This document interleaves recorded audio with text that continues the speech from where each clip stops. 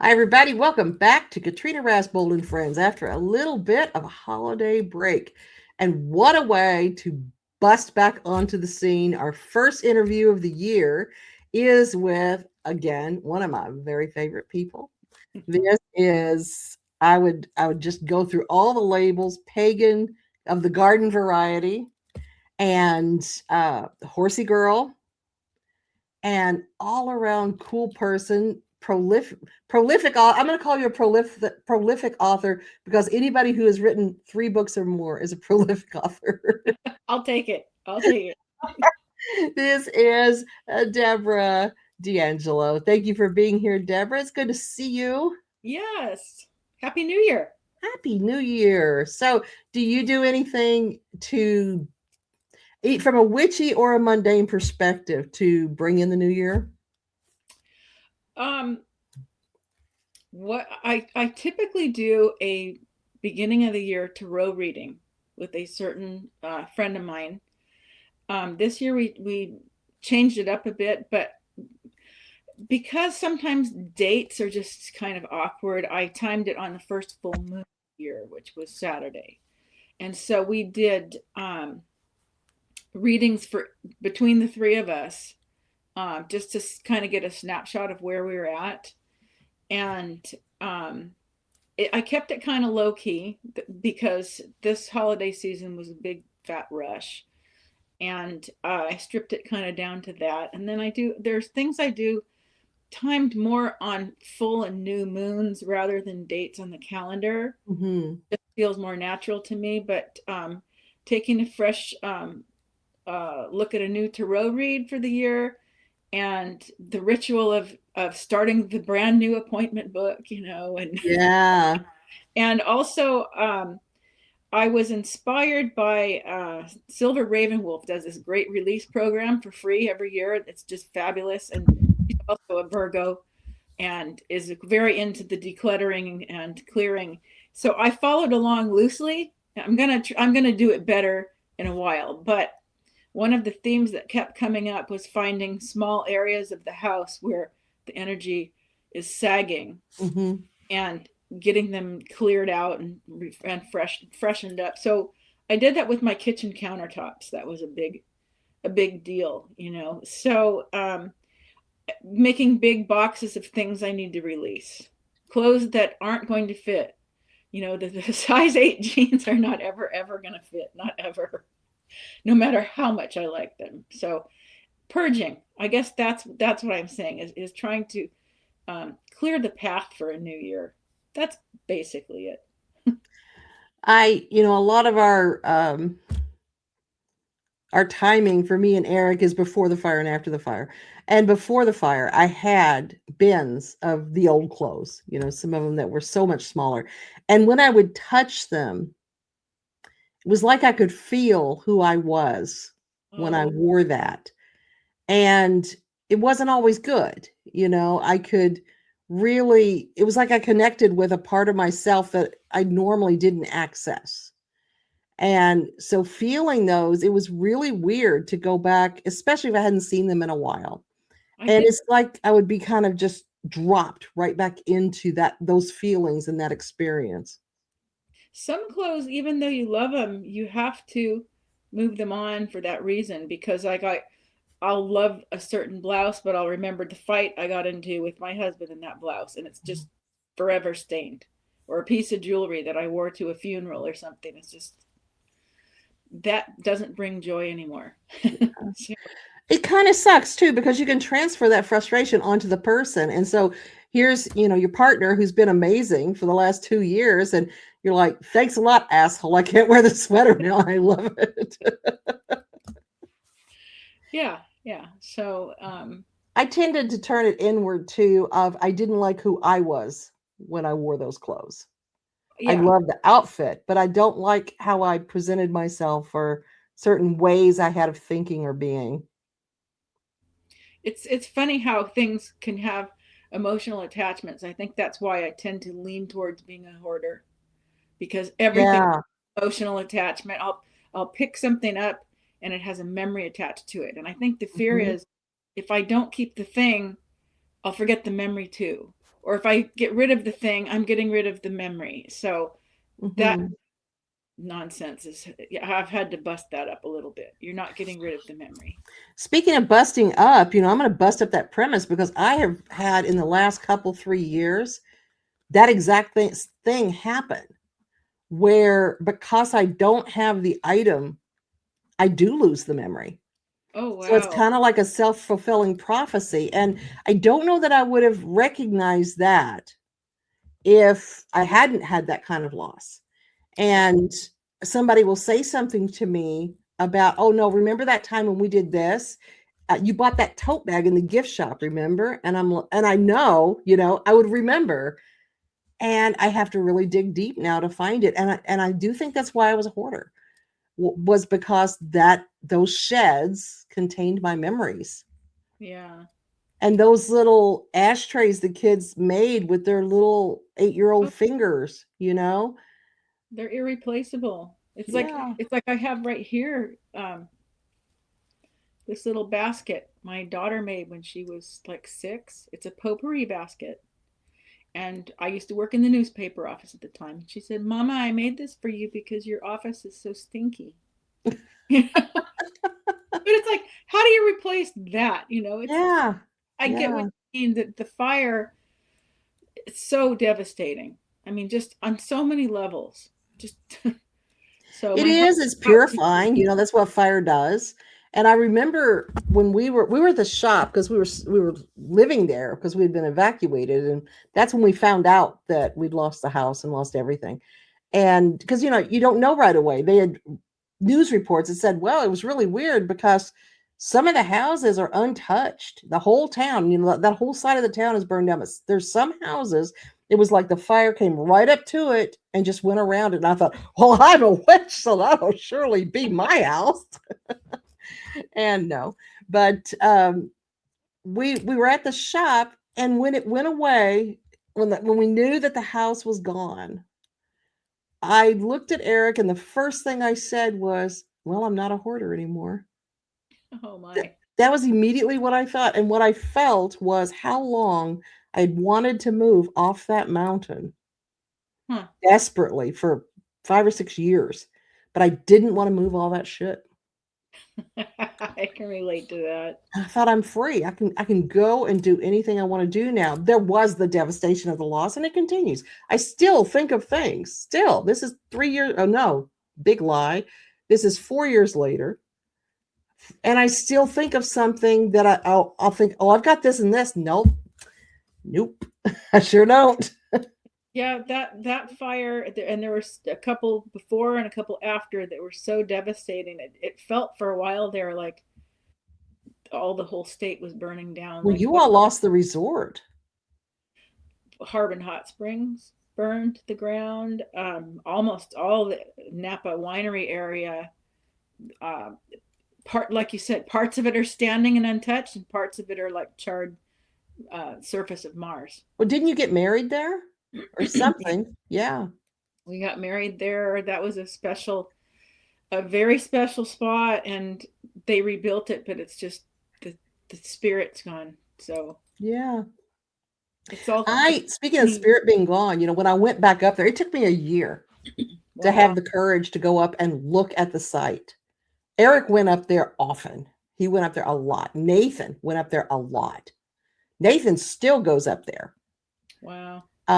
All these years later. I went up there one time a year afterwards, and I was braced. I mean, I was just a mess because I was all tied up waiting for that emotional response I was going to have. My home, where I raised my children, we were there for almost 20 years.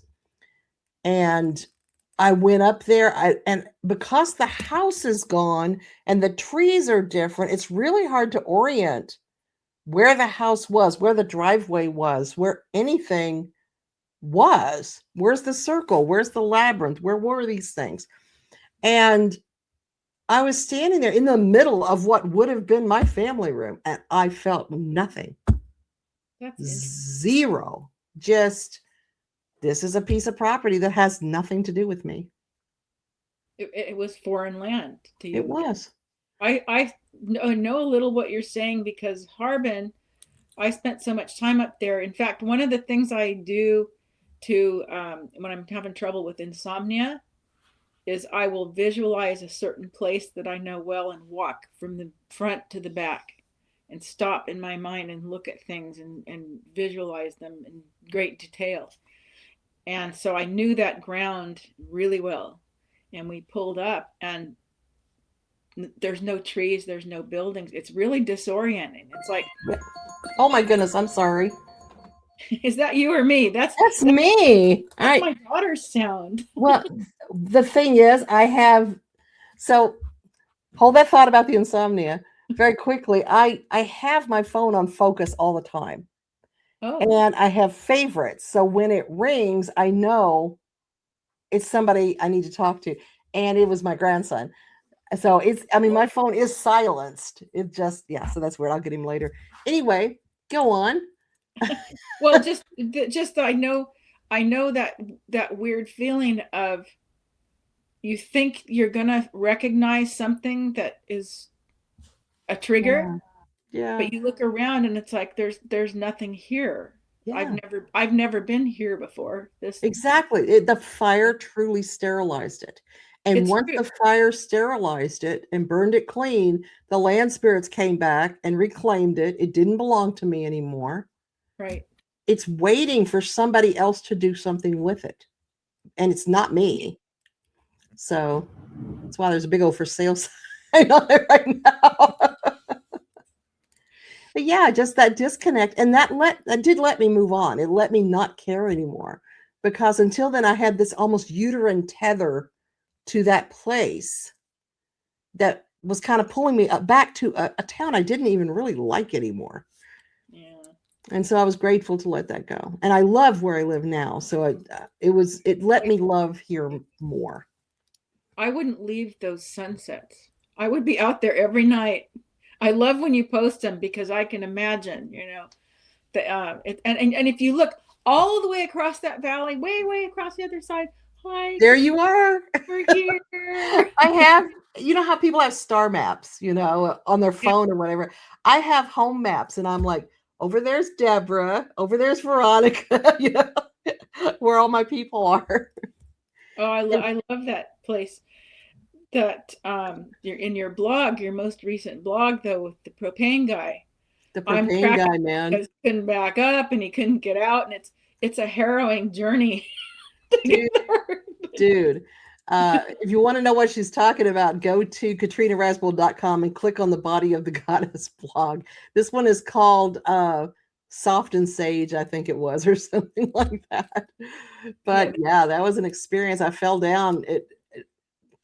Too long didn't read. I fell down in the wee hours of the 7:00 morning while I was taking my dog out to pee, and my propane guy came up to talk to me and just had this conversation with me on the ground.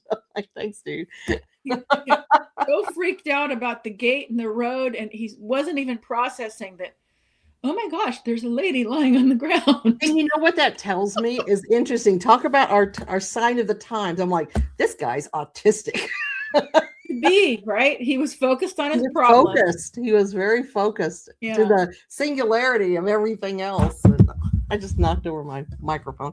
But yeah, I mean, just what an experience. And I love things like that, even though I was in pain later from it. And even though it was a weird experience and I was disgraced and I'm in my Walmart nightgown and covered in mud and on the ground, all twisted and stupid while he's talking to me. I had the awareness at that time of, this is an experience. This is an adventure. This is a thing. And I'm finding more and more of those pearls strung together in my life where I'm seeing something or I'm doing something and I'm having awareness that this is an experience. This is savoring. This is, hold this. Take a picture of this in your head. Not just with your phone, but with your head. Because you're going to take a picture of it with your phone, you're never going to look at it again because it's going to be lost in this huge vacuous amount of pictures. But yeah, I've really been connecting to being present and that this is important, right? What you're feeling is important right now. You just inspired me long story short, I got knocked into a water trough by a fat little Shetland pony demon. Okay, you need to stop and get out of long story short and go to short story long because I want to hear this. Oh, I was horse sitting with the barn owner, and I went out to the pasture to get the 3 horses to bring them in, but I changed the order. Horses don't like change, and I went to take in one of the other horses first. Well, the one mare decided she didn't like that, and so she kicked out at the horse I was trying to catch. And now you have to imagine there's horses in front of me, there's me, and behind me is one of those metal water troughs like you see at the feed store. It looks like a small stainless steel bathtub. I'm envisioning. It's galvanized then? Galvanized. It's Gotcha. maybe 3 feet long by about 1.5 feet wide, maybe 3 feet tall. Yeah, you'll fit in So, that. put a pin in that. The pony freaked out and panicked and crashed into me because the pony's like, I don't care about your personal space. You know why that some of the horse people say ponies are demons because they're shorter and they're closer to the ground and therefore closer to hell. And I can't really argue with that. That tracks. So I had the trough right behind me, perfectly lined up. She knocks me into the trough and I fall in butt first, collapsed. So my knees are on one side of the trough and the back of my head is on the other. Ow. And it's full of, you were talking about turtle water. This is full of horse drooly water. And I am stuck. And I mean stuck. And there was no one around that morning. I couldn't budge myself out of there. And luckily someone had left a halter hanging over the rope. Little by little, I pull myself out by this halter, but it's like, it's comical. And I finally managed to get out and kind of fold myself over the edge, ripped up the whole back of my leg. I still have a cantaloupe-sized hematoma on the back of my leg from that experience. Wow. But here's the point of this story, though. The way I landed, if I had been standing 5 inches farther away from the trough, I would have fell in with my head underwater and been stuck, and I would not be here. Because as stuck as I was, I couldn't move at all. And I look back on that day and I thought, what a humiliating way to have been found dead, head first inside a water trough. How appropriate. She died doing what she loved doing. And this will only mean something to horse people. The mares all caused it. The gelding is standing there going, I didn't do it. I didn't do it. Don't be mad at me. Which way did they go? Which way did they go? Oh my God. But I think back on that frequently, what a difference 5 inches would make. So we think that a lot, don't we?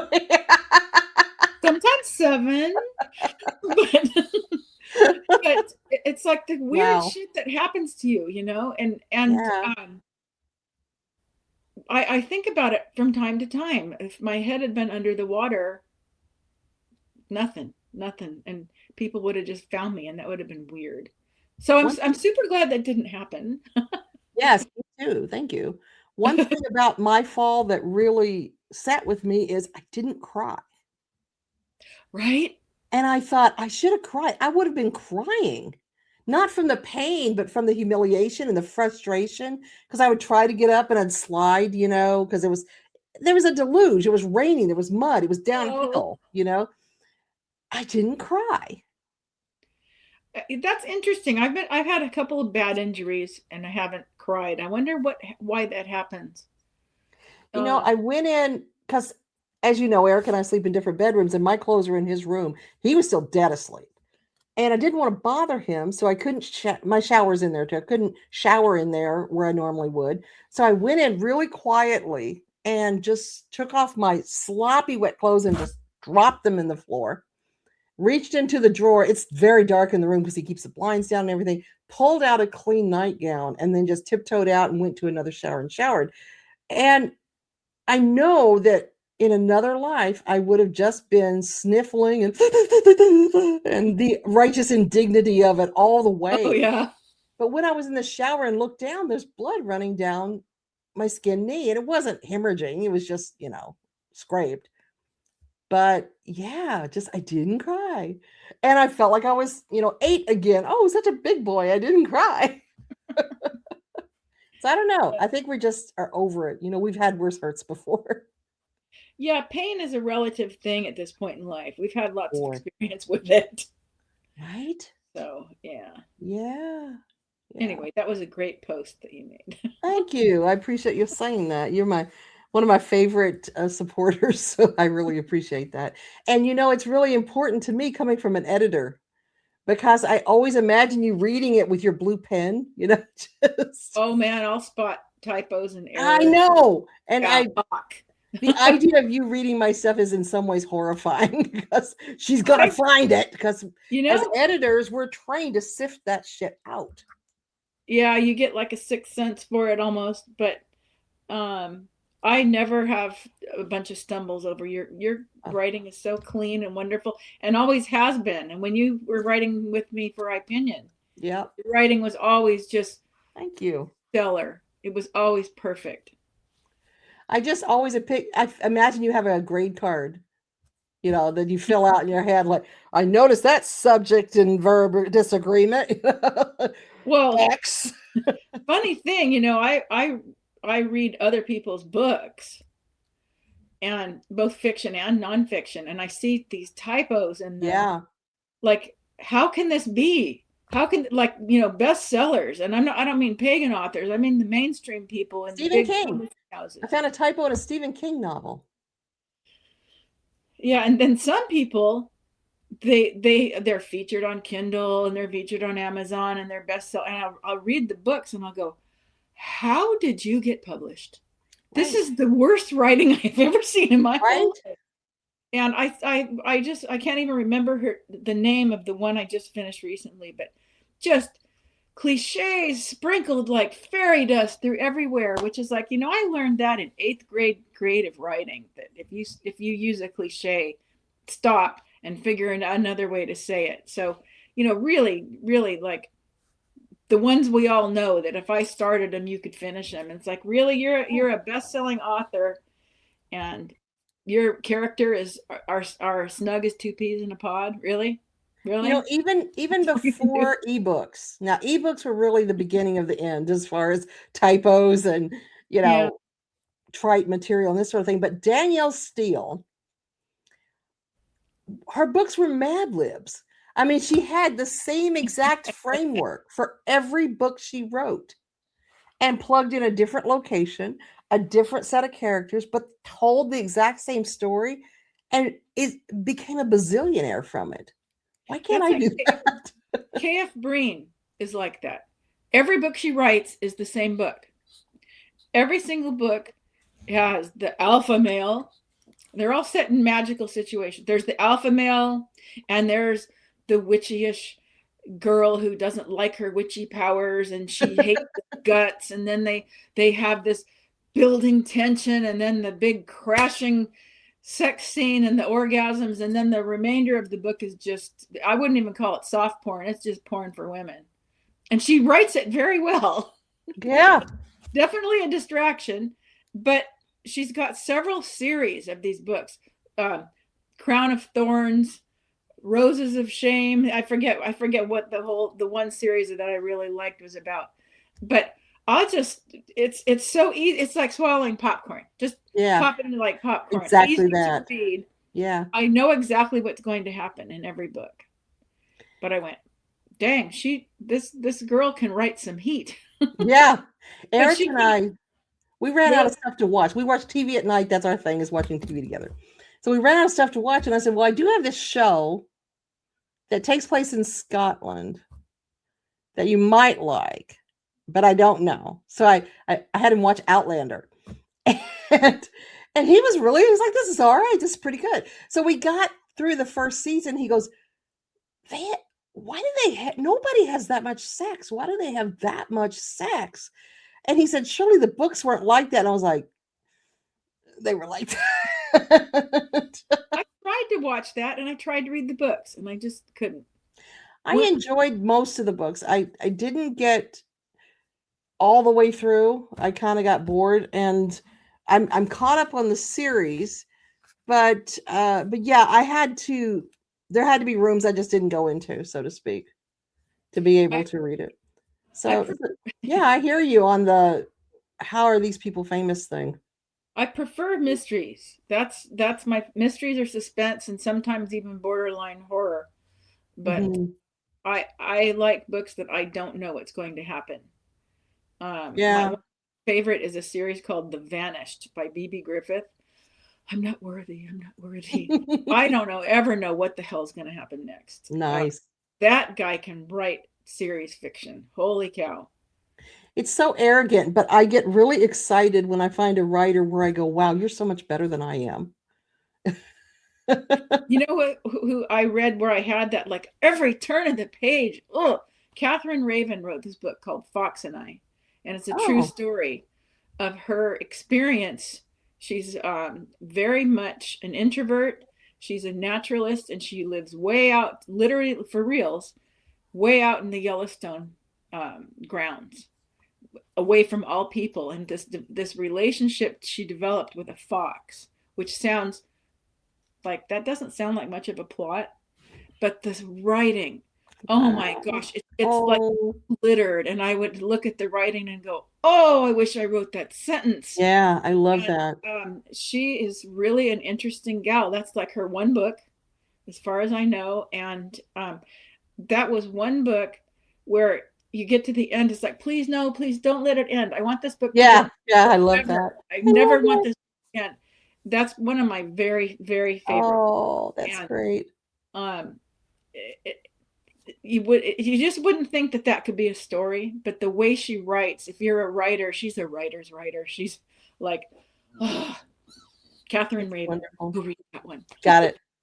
I on the other end of the spectrum, though, I got to say, I probably read 900 or so Harlequin romances and Harlequin Presents and Silhouette and just the mindless romance and would just tear through those things. I loved them. Okay, guilty confession. Bring it. I've never read a Harlequin romance. There's nothing guilty about that, honey. I had the guilty confession, not you. You took the high road, believe me. They're poorly written, they're very trite, and they're very formulaic. And I just, when I was younger, devoured those things. Now, when I was growing up, they were the thing.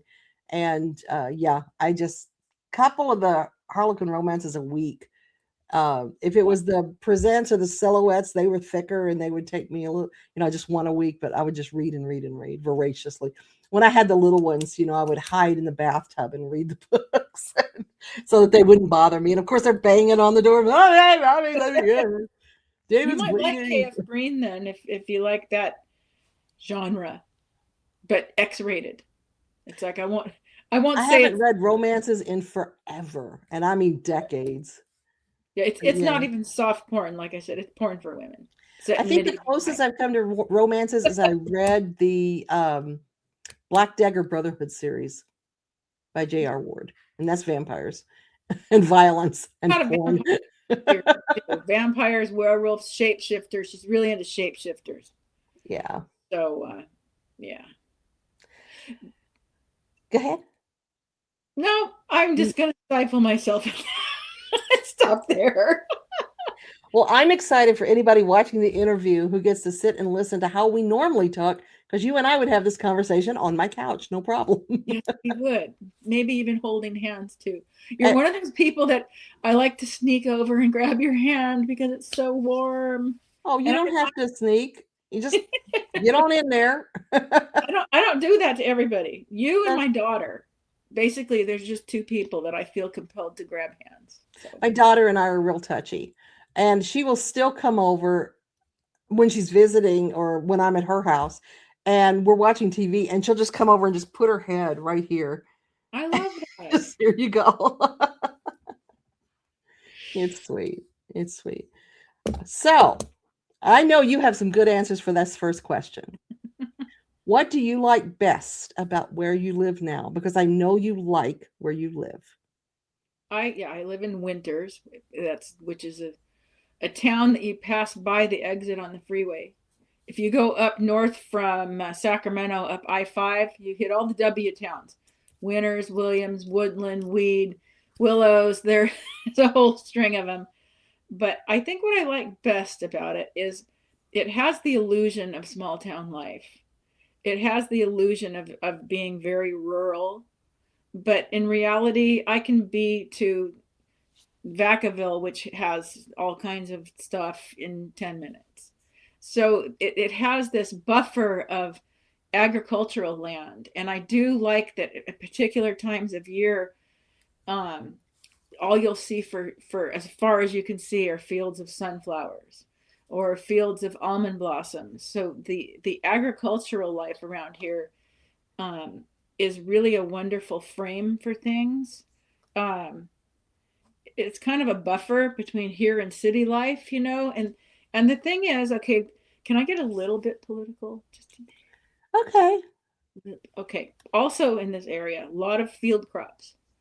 So in the summer, I'll be out driving and harvesting the tomatoes, for example. That happens in 100+ degree weather. And I'll see rows and rows and rows of immigrant farm workers working their butts off. And I'm thinking they aren't stealing anybody's job. No. And number two, No. if people knew how hard they worked, you know, it's like the reason you can afford a tomato is because of them. So this is really part of my awareness. And Sure. so I'm always getting a reminder of there are people that put in a lot of effort to give us the food that we have because it's grown all around me. So I like that agricultural angle so that I don't get in the habit of thinking food comes from the grocery store. There's a lot of labor involved. Mm-hmm. The worst thing though is, you know, if I need a pair of socks like right now, I can't get them here. Or if I want you know, a particular, let's say I want a washing machine, can't buy it here. You know, there are things that you have to plan for to go get. And that's a bit of a drag. The other thing I'm not a huge fan of, the back roads can be a little treacherous because people drive on them like maniacs and they think that they can go 90 miles an hour and they'll come up behind a tomato harvester, for example, and get angry and whip. And we have a lot of head-ons with machinery. The back roads aren't as safe as people think. And a lot of the back roads have very deep drainage irrigation canals. They can be 20 feet deep with concrete sides. And you lose people in those ditches. So the back roads is probably my least favorite thing. So anyway, there we go. Those are very thoughtful answers. Thank you. Did not disappoint. Okay. So one of the things you and I love to do together is go out to eat. And we're blessed that our husbands absolutely fucking adore each other. So they'll go over and do they have their thing going on. I don't think there's very many conversations they have that we give a shit about because they're in their little bubble, and that leaves us to just be able to just talk our stuff. And so some of our best conversations have been over really excellent food. Yes. So I want to know, what's your favorite meal? The quick and easy answer is too much food at the sushi boat. Keeps coming. It's an annual thing I do with my son. Whenever he comes up, we go for sushi. But the favorite meal, though, is actually something my husband makes. He makes the world's most awesome chicken pot pie. I just made that last night. Oh, I would so throw down with Joe over this.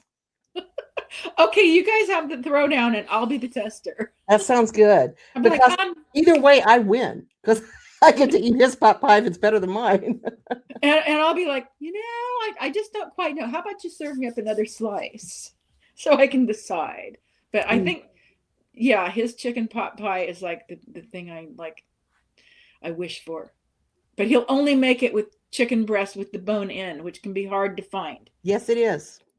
So For That's sure. the only thing. So it's been like 2 years since I've had chicken pot pie, which Wow. I think that's just heinous. I gotta So agree with that. chicken I pot use pie. boneless, skinless chicken breast, but I always put 2 or 3 chicken thighs with bone and skin on in there when I'm cooking it down so that Yeah. you can get that rich flavor in there He because also yeah, does it's hard to find. homemade. Split breasts are hard to find. I want to have the chicken pot pie contest. I want to be first in line. Sign That's me my up. favorite I'm meal. ready to go. So what he can do is he can prep it and then you drive up because I've got 3 ovens. Oh wow. Yeah. So you prep it, you can drive up and we'll just bake and then eat. Okay. I'm in. Let's make it happen. Okay. So this is fun. And I've been getting the most fascinating answers to this. What is your dream time like? Oh my. Um Sometimes it's very disturbing. I've been having uh, a lot of unpleasant dreams lately. Interesting. I think just the constant fire hose of stuff that we hear, and I've had to way limit my news intake to. Hmm. It just seems like everything. Like I feel like we're in a bizarro multiverse, and we got on the wrong track. And where are we all anyway? And I think that it's causing me to have um, really weird, bizarre, stressful dreams. Now Um, somebody needs to get the sports almanac back from Biff Tannen here. yeah, yeah. Um, yeah, but my dreams are. I did have a really cool dream the other night. That these are my favorite dreams. When I dream a ritual, those are just the best. And I dreamed of a tabletop with people standing around, and I can't remember the specific items, but they were centered on a pentacle. And in my dream, I went, "Oh, this is a hoodoo spell." Now, hoodoo's not my go-to. I mean, I know of it, but I wouldn't say that it's my thing. I'm a Mhm. big fan, especially of the oils and the meanings of the oils and the herbs and all this stuff, but I wouldn't call myself a practitioner. Just a huge fan. But in the dream, I knew what to do. I knew instinctively exactly what to do. Wow. And I have had a couple like that where I've dreamed rituals. One of my favorites is one of my good friends had a dream that I was performing a ritual. So we were having tandem dreams. But those are really interesting. They're much better than the dreams where I dream that I'm reading something and then I can't remember it when I wake up. Oh, I think the ritual dreams are my favorite because it seems like they feel most like you're getting an astral message, and mhm. a tap on the shoulder. So Yeah. that's my favorite. I would love to have a ritual dream like you. I've been having stress dreams for a while now. Yeah. And so I wake up really sort of anxious and have to, it's usually having to do with I'm being presented with some impossible task that I have to perform. And it's got some kind of time limit on it. So I've got to get this done. And it's just not happening. And I'm finding more and more things to slow it down that's Yeah. going on. Oh, now I've got to do this, and this is a problem. That's really troubling for me. And then I have the ones where I'm in a foreign country and I'm getting to the airport to leave, and I realize that I've left my passport at the hotel, or I realize that I never checked out of the hotel and I've got to go back and do that, or just things like that, where it always involves me having to catch a plane or catch a boat, which I would never in my life be on a boat. So that's stupid. But I'd have those dreams, but there's something I left undone that I've got to do, and it's just going to disrupt the entire thing. And I wake up feeling really stressed, and then I get excited that I don't have to do that. But I still have that fight or flight feeling. Do not like that. No, those I have not that exact theme, but similar um dreams of travel that's being interfered with or obstructed, or progress being obstructed. Yeah. So Yeah. late. Don't like those. I had a really weird dream about 3 weeks ago. And like you, my dreams tend to kind of go away as within an hour or so of Yeah. waking up. Yeah. And I don't bother trying to write them down because I don't care about them. And most of them I don't want to remember anymore because they are the stress Ah, dreams. But yeah. about 3 weeks ago, I had this dream that's really stuck with me. And I knew that I was speaking to one of my spirit guides. And they were kind of obscured, standing back in a shadow. I was sitting on a stone bench, and they were standing behind me in the darkness, and they were talking to me and telling me some really heavy shit. I mean, they were really breaking some stuff off. And they leaned in and they said, "But the most important thing is that you remember." And right then, the fucking dog woke up and had to pee. And Oh he no. does this thing when he wakes up where he shakes his head and it slaps his ears. Eric calls him Slappy for that instead of Bruce. But it woke me up. I didn't get to hear what the thing was. Oh man, So that's another right. stress dream. So have you mastered lucid dreaming? Because I I haven't can't. tried this yet, but there's a medication, not a medication, a supplement that a friend told me about that's really big on lucid dreaming. I haven't done that yet. Yeah, you'll have to turn me on to that because I will. I'll yeah, link you later. It I starts with a I G. I know that much. I do love the dreams where people will tell me I'm nuts, but my horse Pen, who was put down a couple years ago, and my special magical kitty, who is the only true familiar I've ever had, qualitatively different than any other. Um, the two of them visit me in dreams, and the dreams are qualitatively different. It's like they're just reaching through, going, "Hey, Hey, paw see tap. you." I love when I see Minnie or Pen in a dream. That's just That's awesome. yeah. Yeah. I had a dream a few weeks ago about my mother, and I haven't dreamed about her in a really long time. It was nice because she died in '04 or '03. So it's been a long time. And it was really nice to feel that again, that I had been with her. And that was really sweet. But yeah, I almost never dream about relatives. So that was really nice. That is interesting. My mother died in 1986, and we had a very troubled relationship. And I will have dreams off and on. And here's the weird part: my sister has them too, and we didn't know we both have them until we Oh, shared notes. But in the dream, she's been alive this whole time, but not telling us where she is, which interesting. it's not that far from the truth.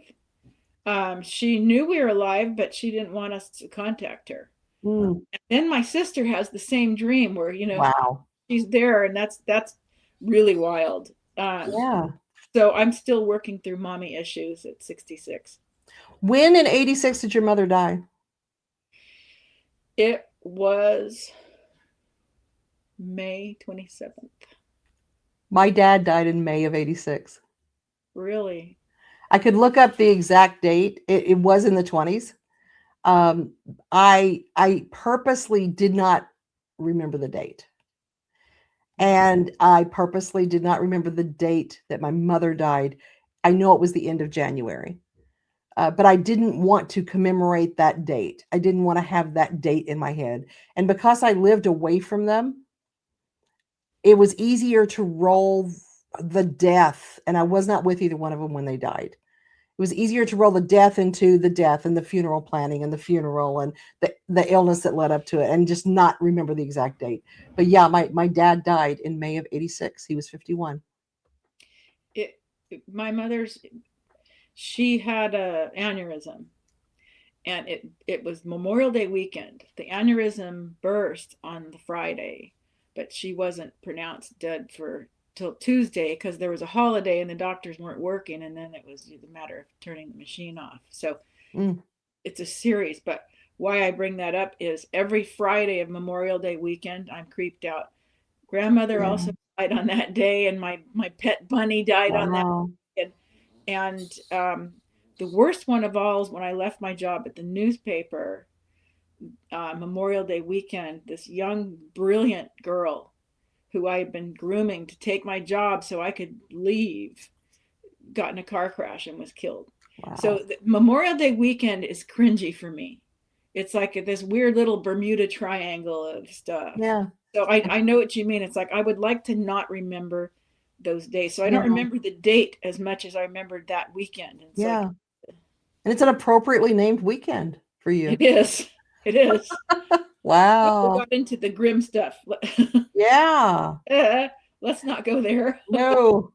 So we talked, I know, because I know you, and a lot of people who don't know you as well as I do will know the answer to this, but what animal do you most relate to, and or what animal do you enjoy the most? Because some people relate to an animal, but they're not really into the animal.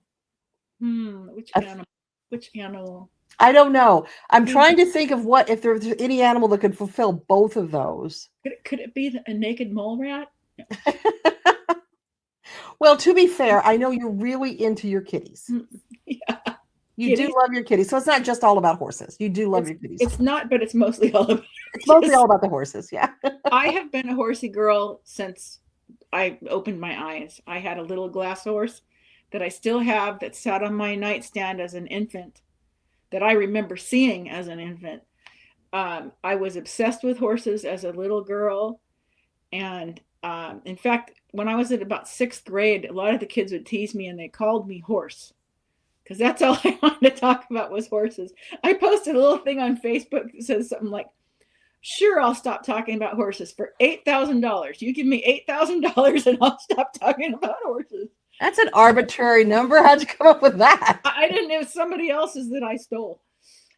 But horses, you know, you hear cat people and dog people, which are distinctly different, but there's third people, horse people. Horses, I just feel their soul.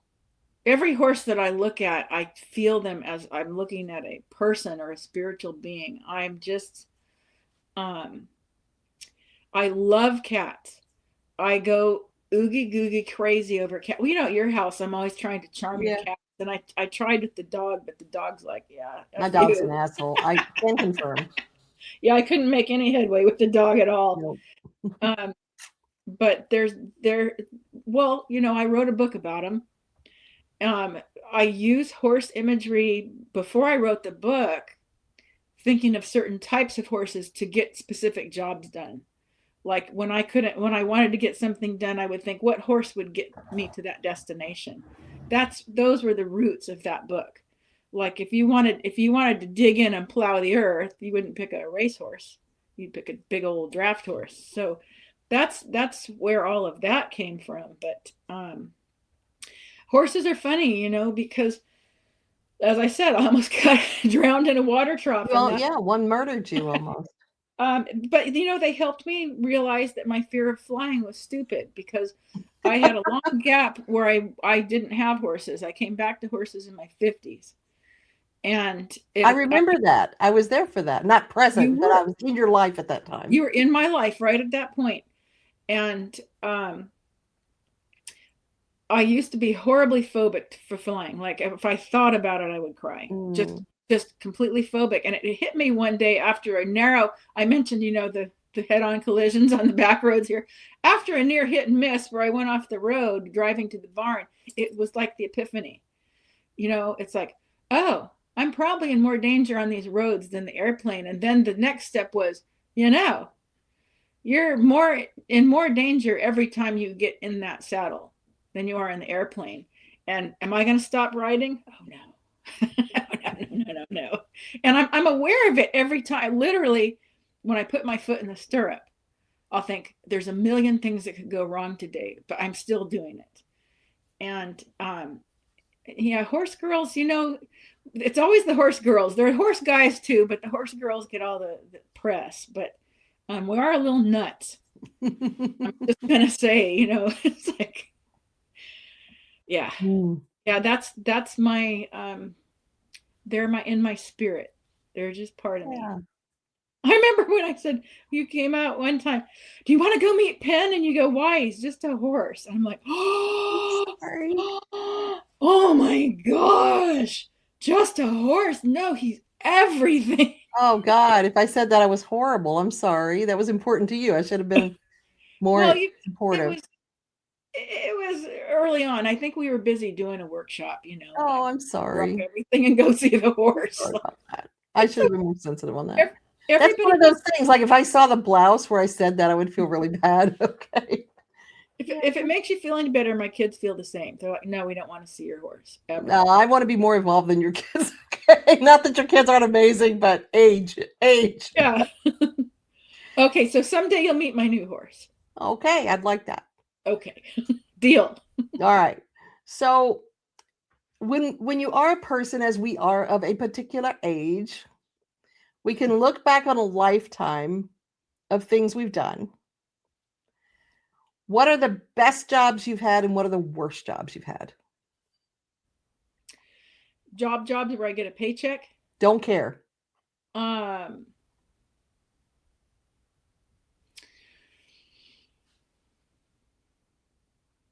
That's a really tough question because when I have had many lives. Back when I was a social worker, it was a rebirth for me. I was in the social services department. Started in the welfare department, which was really depressing, but moved on to a department that gets people off of welfare and gives them hope and helps them plan and helps them figure out who they are and what they want to be and how to have a job that will actually support them and not just help them to have basic survival.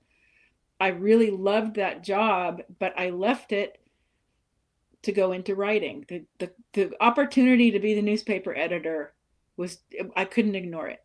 It was just the urge to write can't be, she shall not be ignored. That newspaper job by itself is probably the best and worst job because there was that. I loved gathering things for the community. It felt like gathering a dinner for the whole community every week. It was a weekly paper. But I realize this now, and this happens with age as I look back on it, the extent to which my employers were willing to squeeze every last bit out of me and not compensate for that or not appreciate that financially, emotionally, psychologically, in any form. As they changed owners, and I discovered I can't work with these people. I just cannot. They just were like, oh, okay, bye. 27 years, no like party or no article in the paper. Now me being the editor, I would have written an article about somebody else. Not a mention, just a nothing. I was like, it made me feel like just being like, oh, well, this container's used up, just to toss it out. So that job honed my writing skills. It gave me that. I would not be an author right now if I didn't have that job. And the constant honing of writing skills.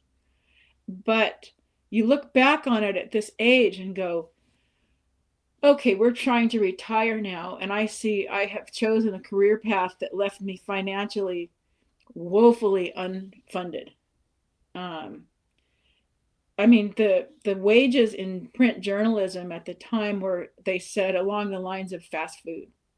That's how bad it is. They want college level skills, but wages of fast food. So you could go to Taco Bell and make the same amount of money. So I wish I had spent 27 years amassing a retirement fund, or some kind of financial something or other. So it is the best and worst job all in one.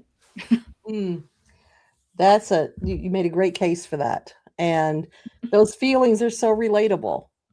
And you and I have had situations since then where people who were involved with our career caused us to feel that way. Yeah. And that's tough. That's a hard way to be. And I think one of the biggest challenges with that, and I can see where both of us have grown in this regard, is whether or not we allow that to change how we define ourselves to ourselves.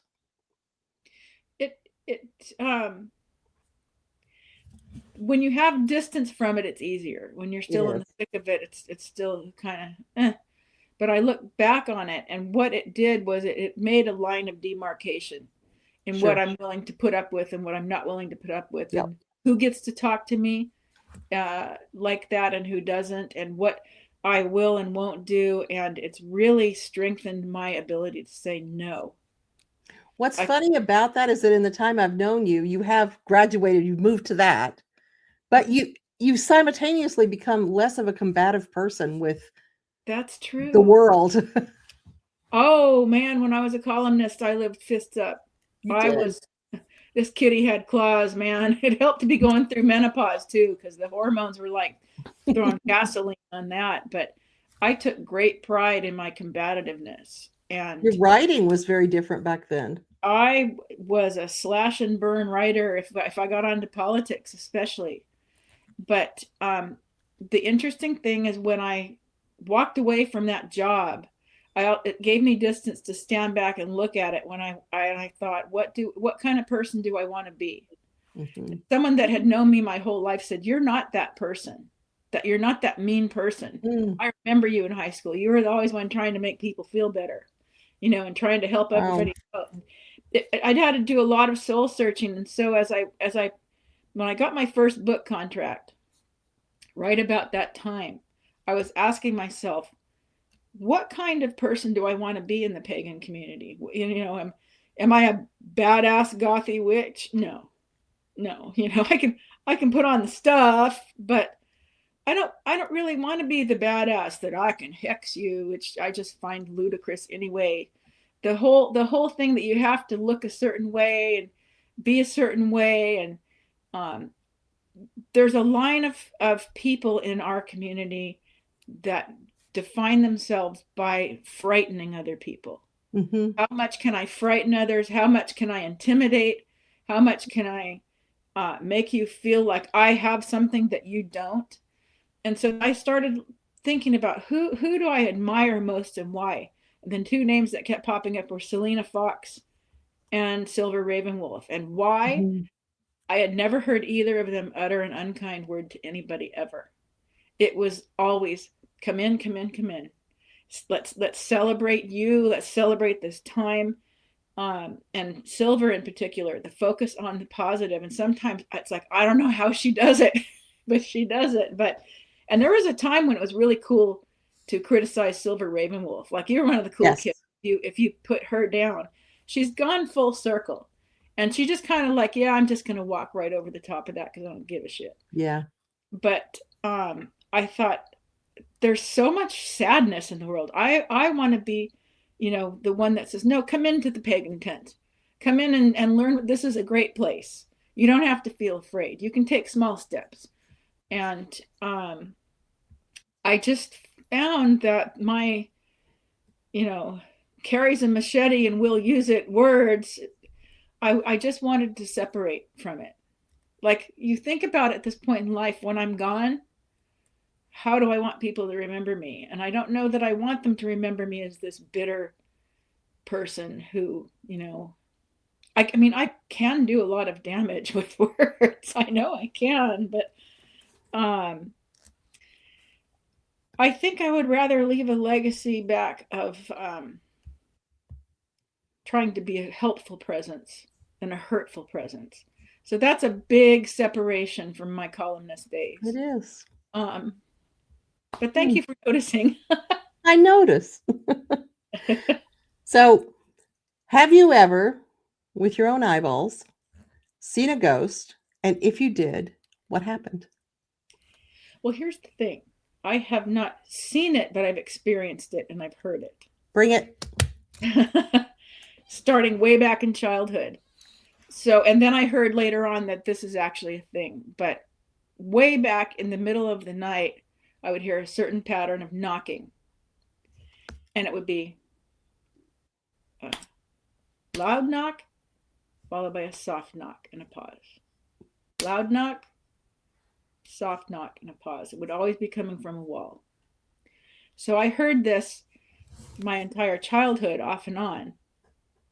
And I would always recognize it as a thing, but being a child still, I didn't have a good definition of what that was. Well, when I moved away to my first apartment in college, the knocking followed me. So this is a whole different town.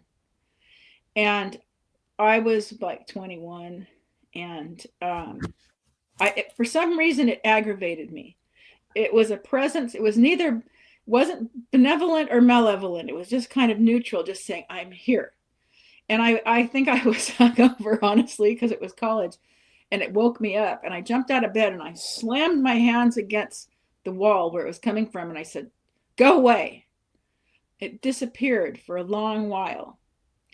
And then I didn't hear it again until I moved into this house. So I've been here 25 years. So there was like a 30-year gap.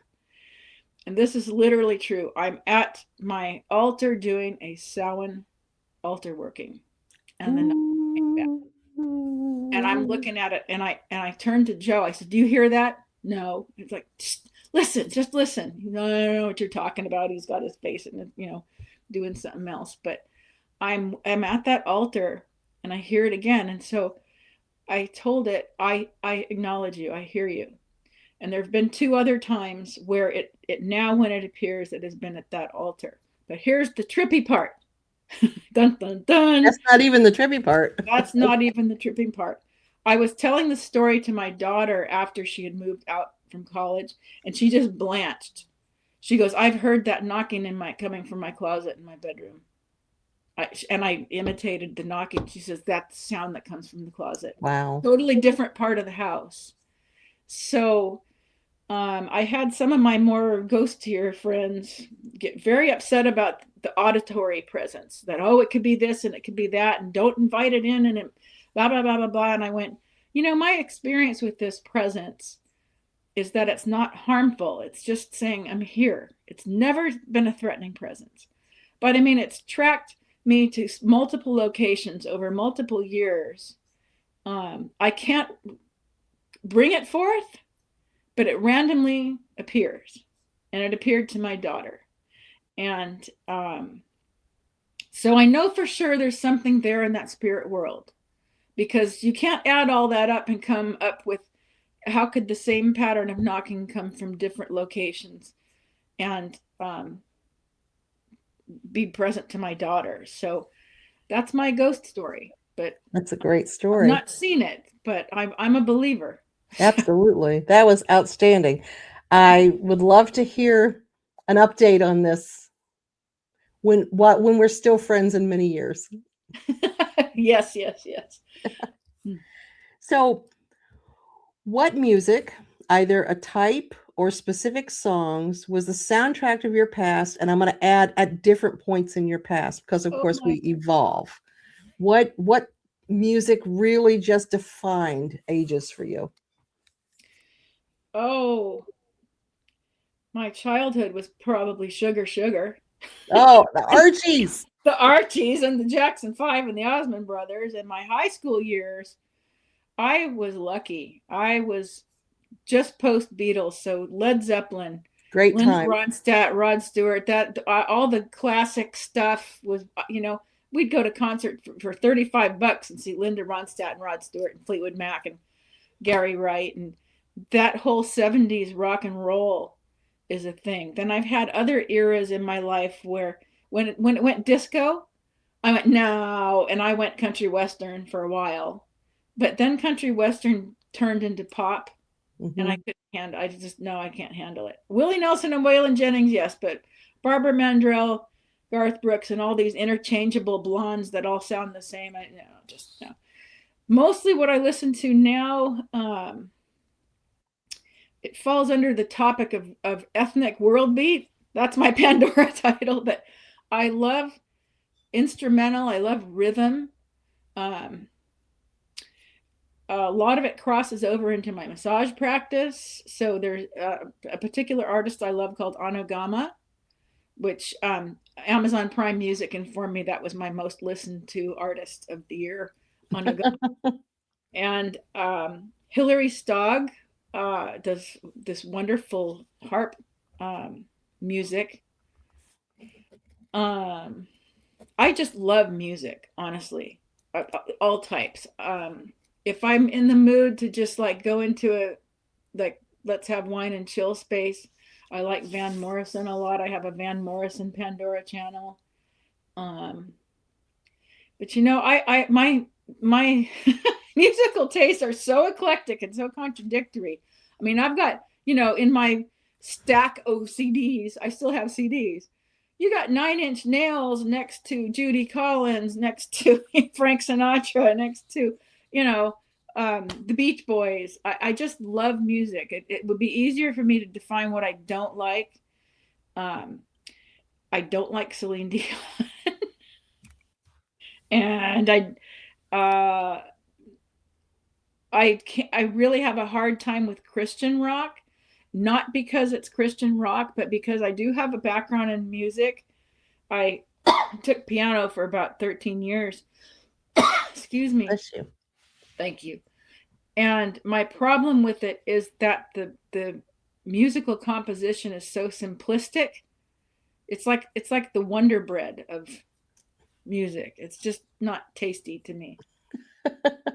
And if you leave it in the desert for a month, come back, it'll still be the same. It doesn't do anything for me. It's not musically interesting. That's what it is. I really, really desperately want to like Taylor Swift, and I can only about 30%. Again, because a lot of times she is the same thing. Now all the music people will go, mm-hmm. She writes songs in C major, and they're just repetitive little ditties, and my brain goes, this is boring, like give me some Bowie. Give me some, something interesting that my mind can chew on. But I like her as a person. It's just her music's kind of, so I could talk all night about music. That's just that was awesome. one of my first loves. In fact, when I went country and avoided disco, I was starting being in a band, and I was playing rhythm guitar because in country western that's the least challenging, most safe thing. I had horrible stage fright at the time, and I was doing backup vocals and harmonies because it wasn't until I learned to karaoke years later that I was willing to be in front. But I was in this little band, and my ultimate dream in college, I wanted to be the next Emmylou Harris. Oh, everybody should want that. I adore her, just adore her. And I wanted to be a singer, a country western singer. And I went back to my college professor, advisor, and I was trying to decide, should I be in this band or go to grad school? Because I was a psychology major, I wanted to be a clinical psychologist. And he told me, you can always go back to grad school. Go be in the band and live a little first. Well, what happened? I met my first husband and ended up getting married and moved to Winters. And one of the very first things he said is, that pedal steel and the amplifier are going to go.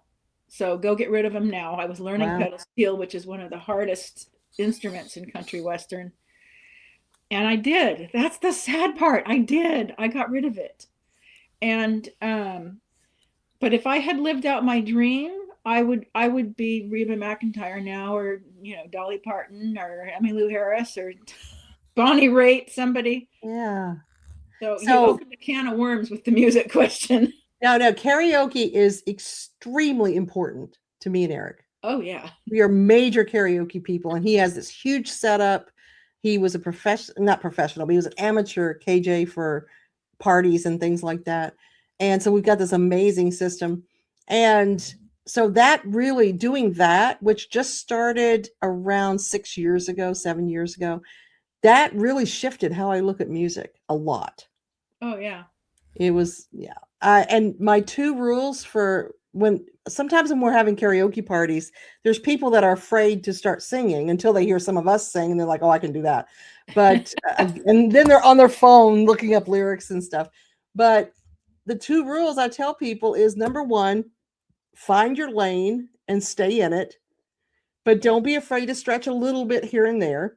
Number 2, if you can't sing well, sing loudly. And the force of it will help make up for it. When I got divorced in '99, I spent almost every weekend at the karaoke bar, and I had a name too. I was known as Cookie. There are still people in town that that's my name, Cookie, because I didn't want people to know, oh, the newspaper editor's over at the local bar getting hammered in karaoke. So they all knew me as Cookie. So when we do the pot pie contest, we'll also have to have karaoke. Oh, definitely. Doesn't that sound great? Chicken pot pie and karaoke. Yes. And what's your warm-up song for karaoke? How do you? It's changed, actually. because you've got to have the familiar song that just blows all the cobwebs out. And because now Eric and I do karaoke ourselves 2 or 3 times a month. I mean, often. And with each other, we'll do it for 4, 5, 6 hours at a time, just us. Wow. But you're switching off really fast. So you'll do 50 or 60 songs in a night. And so I've tried out several, but lately it has been Except for Mondays by Lori Morgan. Oh, I don't know. And the other one I've really been feeling a lot lately is You Don't Even Know Who I Am by Patti Loveless. Now, I had never heard either one of those songs until about a year ago, but I do them well, and I can do them without thinking, and they just blow all the cobwebs out so I can practice other stuff. Another one I've been really into lately is one that's a really obscure song by Paul Simon called Stranded in a Limousine. Oh, I love that song. That's a fun one to sing. It's a lot of fun. Song. So yeah, we'll do karaoke. We'll do this. My warm-up is Walk Like an Egyptian. Oh, that's a good one. The Bangles. Yeah, that's nice. That kind of blows it out. Or if I'm feeling sappy, Blue Kentucky Girl. Another good one. Good old Emmylou Harris. Now, Emmylou's hard to sing, I find. Oh, she's right in my lane. That's awesome. That's awesome. Because for me, I'm practicing Red Dirt Girl, and I'm learning To Daddy. Those are the two that I really wanted to do well. But some of them, like Easy From Now On, some of the ones from her early, those are easy. That one I do by heart without the words in front of me. Some are super hard. I really wanted to be Emmylou Harris when I was in college. That's a good ambition. That's a really good ambition. I do some Alison Krauss, but she is the one. Now, Linda Ronstadt is my jam. I can do almost anything Linda Ronstadt. But Alison Krauss has such a high register that I have to kind of court her and practice. I have to practice her a lot. Juice Newton, I have to practice a lot because of just the power behind her voice. So anyway, we're getting lost in a karaoke haze here, but yes, we will do karaoke. Okay. So we've covered some of this already. Plane, train, bus, car, or boat. How do you feel about those? Horse. Saddle. Actually, I do love boats.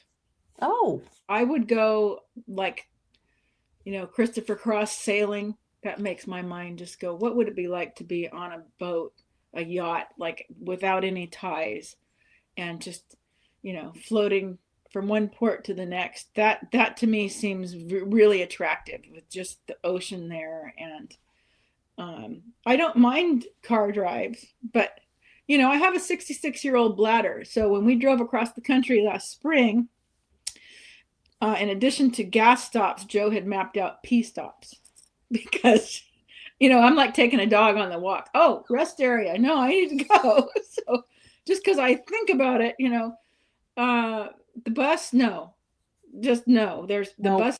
The bus is too people-y. Airplanes are people-y enough, but the bus to me feels like a trap. And the train's okay, but the times I've traveled by train, they're only on time about half the time. Mm-hmm. And sometimes they're stuck out in the middle of nowhere because they break down. And it just seems like it's such a lengthy amount of time. If you wanted to read a novel and go somewhere, that would be a good thing to do. But all in all, even though I was so phobic about flying, I have come to like flying because I can go places that I realize if I never got over that, I would never have seen these places. It just opened the whole world up. Agreed. So, agreed. I love the convenience of it because if I've got a week for a vacation, I can drive across the country and back and spend most of my time on the journey, which I'm sure there's a metaphor for that. But if I fly, I can have more time at the destination, and I appreciate that. When you go on a cruise ship, the trip itself is the party. So I've done that a few times, and that's not really the same though as the idea of like a private yacht. Cruise ship is like a floating hotel, and it's massive, and it's not it's not really the same. But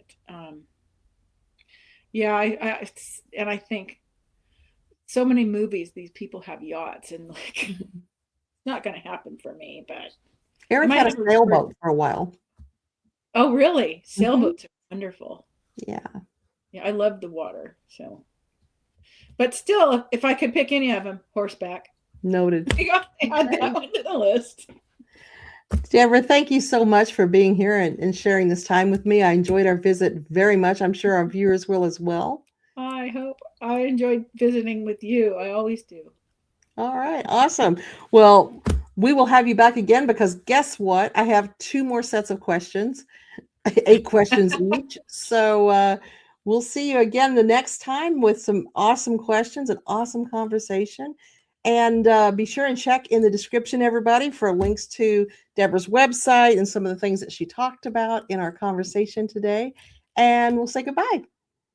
Take Bye care, for now. everybody. Bye bye. Bye bye.